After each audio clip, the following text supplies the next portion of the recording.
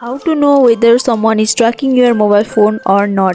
So today in this video we will see how to know if someone is tracking your phone and also the secret code to block all form of tracking on your mobile phone. So make sure to watch the video till the end.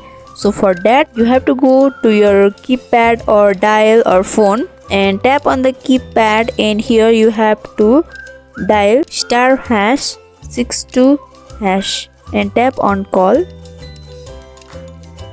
After that you can see the number is being displayed over here, which means that this number is trying to track me. So in this case, how can I block this form of tracking? So in order to do this, you have to simply go back to your keypad again, and here you have to dial **61 and hash. After doing that, your tracking will be blocked and no one will ever try to track you in this present situation. So in this way you can know whether your phone is tracked by anyone or not, and also the secret code to block all forms of tracking. So hope this video was helpful. Don't forget to like, comment, share and subscribe our channel for more videos like this. Hope to see you guys in the next video.